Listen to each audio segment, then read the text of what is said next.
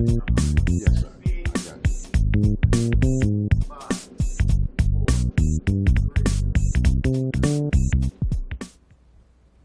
Well, hello. My name is Gerald. I'm a member of Liberated Lens, an active collective at Omni Commons. And I'm fortunate to have in the studio with me right now Sister Caitlin Manning and Brother Joe Bender. They together are a team that has filmed a number of vignettes. Is that correct to call it vignettes? Or you could call it a vignette. There's short films about another dynamic in Mexico that I'm sure you'll be interested in. This is called Resistance in Mexico. Yeah, Dispatches from Resistant Mexico is how we're calling this short series. Okay, now let's just hold it a minute. Make sure everybody's on board here. We're saying dispatches, so that's what you're sending out. Resistant Mexico. Who is Resistant Mexico? What does that mean to you? Well, there's all kinds of resistance going on in Mexico, and a couple years ago I started to become aware of it. There's an author, Raul Zibeki, who writes about these things all over Latin America, actually not Mexico. He says there's tens of thousands of points of resistance involving over 1 million people, like throughout these countries. So, and I learned of them I got wind of things a couple years ago. I went to a conference, and there was all these accounts of these movements throughout Mexico, and I was surprised that I hadn't heard of this before. And it just seemed like these are really serious, like very radical, anti-capitalist, anti-neoliberal points of resistance happening throughout the country. And even we in the sort of radical left milieus don't know that much about it. And so that would pique my interest. I grew up in Mexico City. I've made a couple films in Mexico before, and so it became my project. And that's my project for the foreseeable future. Okay, is to so sort of follow these things. So yes, so there's a series of there's a series of 4 shorts that have been made over the past year and a half. One of them is about the National Congress, National Indigenous Congress, which is an organization, Congreso Nacional Indígena, which is an organization which works very closely with the Zapatistas, trying to link up all these different struggles which are happening throughout the country. There are struggles against mega projects, as they call them, like mining projects, highways, tourism projects, dams. And there's also a whole very interesting and serious resistance against paying high electrical fees. Oh, yeah. There's towns all over Mexico which just don't pay electrical bills anymore. They've organized themselves. And yeah. Oh. So Wow. there. And you telling me we don't? This is not on our news. The best news on the planet Earth. Right. Be They got the best threatening. cameras. They got all the money, and they got the corporations behind them. Right. And they're not reporting this vital information. Right. I mean, and that's, of course, nobody's surprised at that. But also, there's little. Yeah, it's also not even like, as I say, even those of us. I mean, we were involved in Occupy Oakland. I bet a lot of people in Occupy Oakland wasn't. Oops, maybe you'll have to cut that out. What's remarkable is that there's so many ways that our struggles are different, but there's so many ways also that we have things to learn from the ways that they're struggling. They're adopting these, there's a couple things that I think are really particularly important. One is this idea of autonomy, which, and the idea of like creating your own territory and trying as much as possible to kind of disconnect from the forces of capitalist institutions. The Zapatistas have gone the furthest with this because they actually have huge parts of the states of Chiapas where they run their own, they completely self-govern.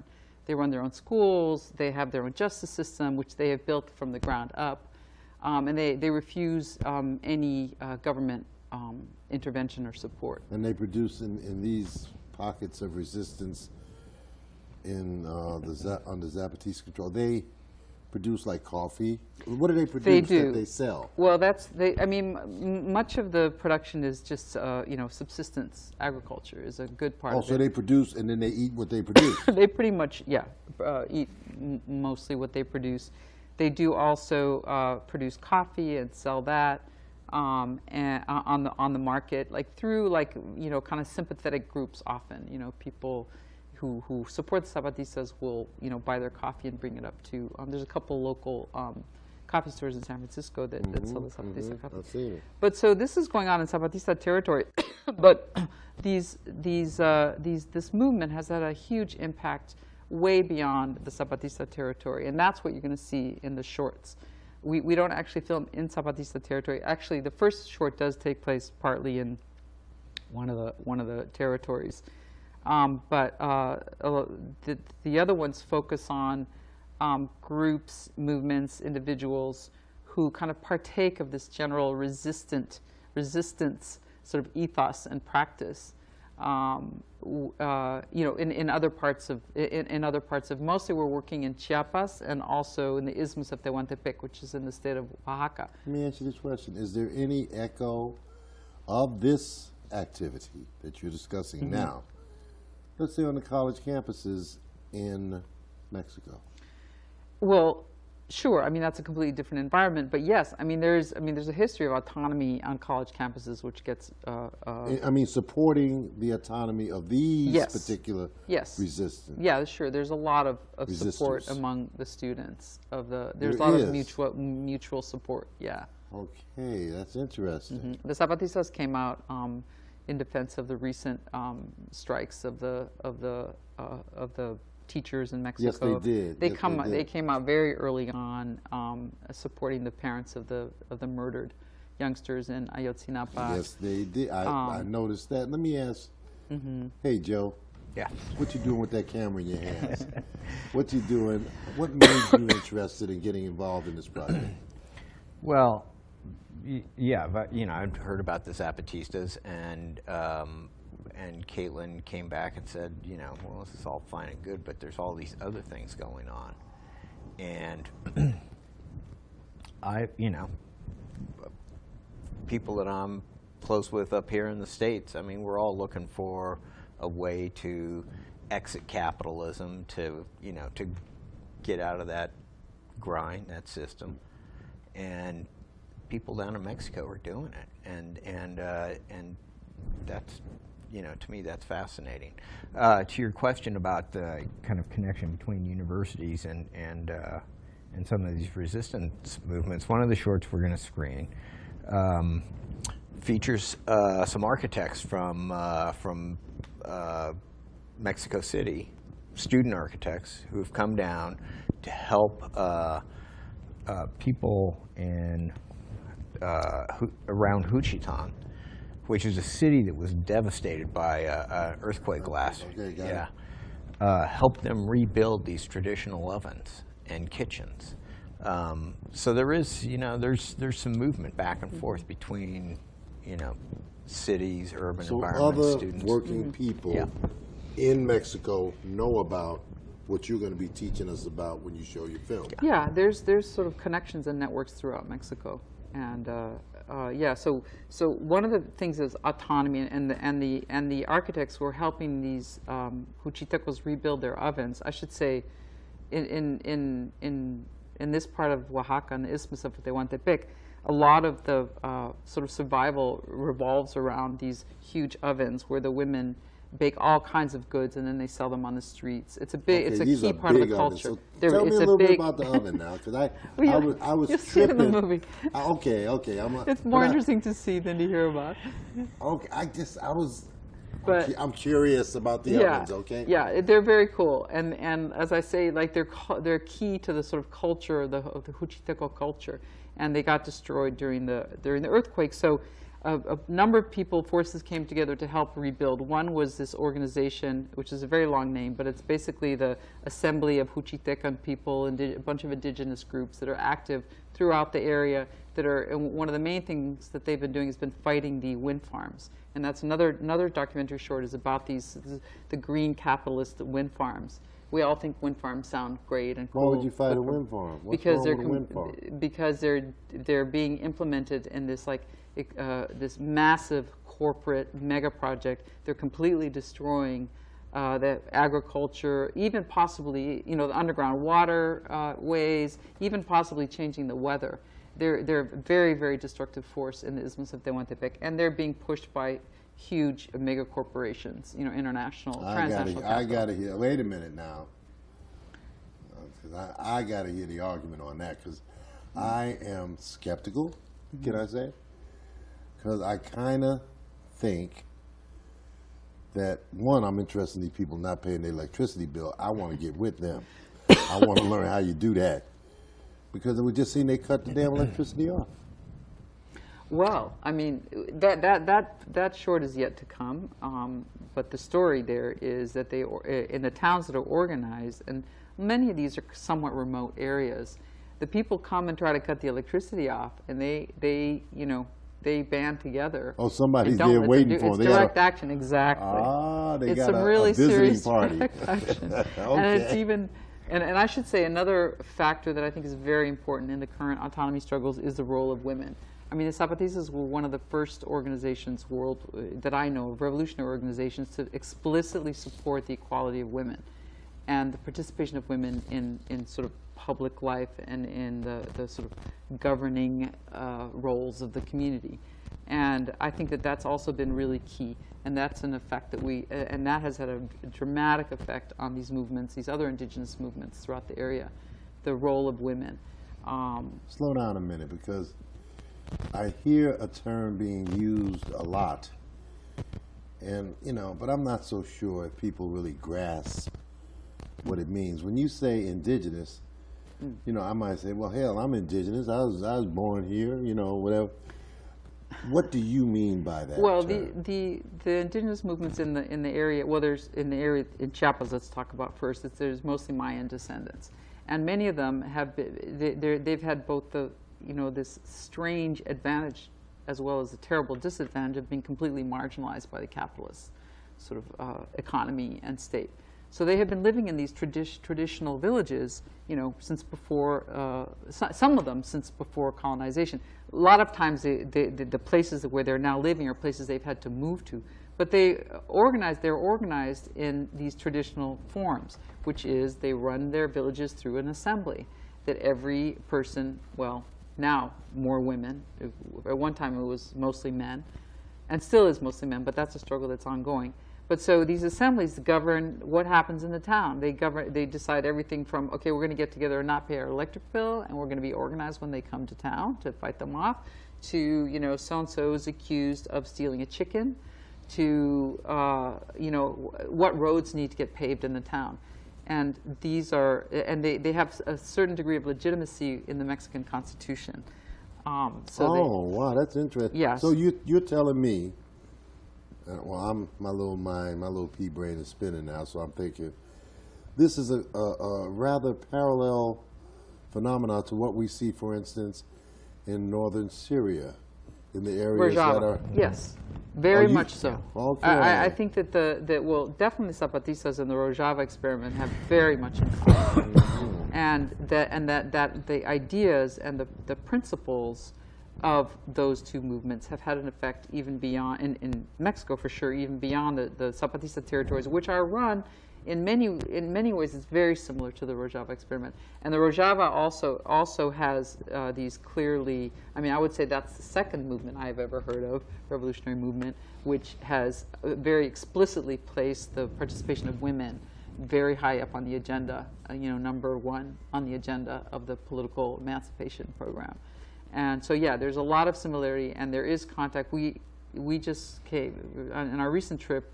We went to this amazing event. It was a women's gathering organized by Zapatista women in this remote part of the jungle of southern Chiapas, in the highlands of Chiapas, and 8,000 women, 2,000 Zapatistas, 6,000 women from around the world attended it. The Rojavans were invited, but they got turned away at the border for being terrorists. They got turned away by the Mexican government for being terrorists. But but so yes, there are links. There's both movements see each other as being sort of brother sister movements, and there's a lot of similarities. And I think number one, the role of women, the role of nature, the attitude towards nature, the non-Western attitude towards nature, and the assemblyist, you could say, this form of self-government, which is very participatory, and which tries as much as possible to remove itself from the state. And all of this is in these films? No, I mean little bits of it are in these films. You can put it together. The first film actually lays out the kind of the autonomous indigenous project through the stories of various people and their projects. Okay. The second one is about the struggle against the wind farms, and the people who are fighting against the wind farms are organized along similar principles.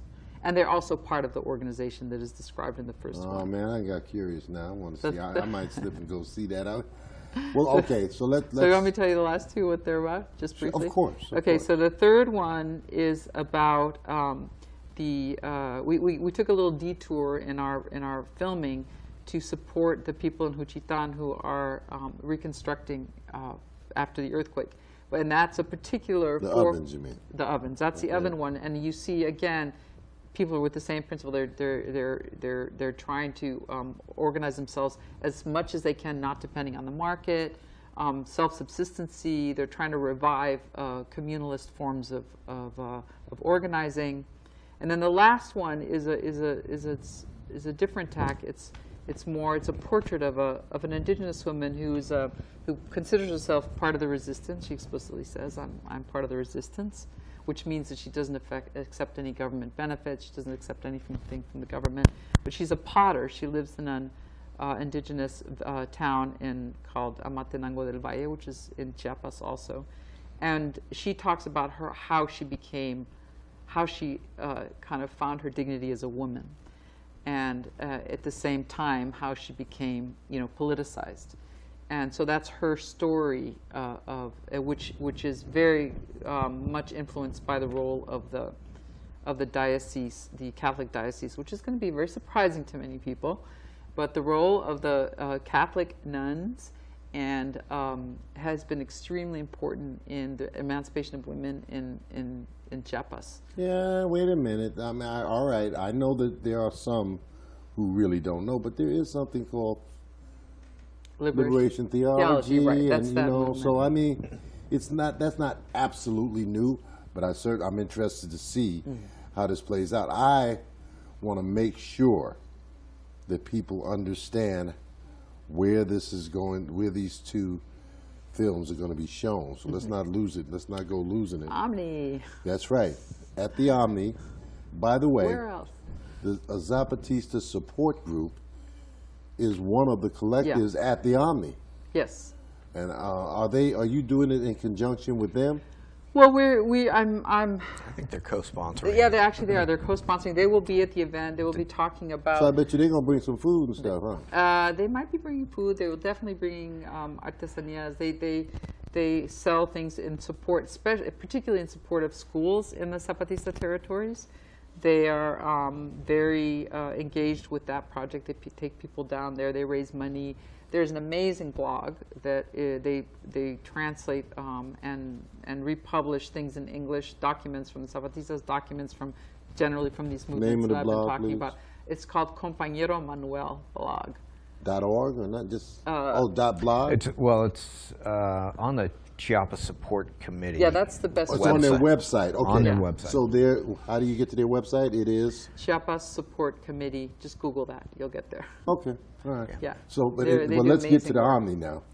The address of the Omni is 4799 Shattuck in Oakland, northern Oakland. It's very easy to get to, and the films are going to be shown.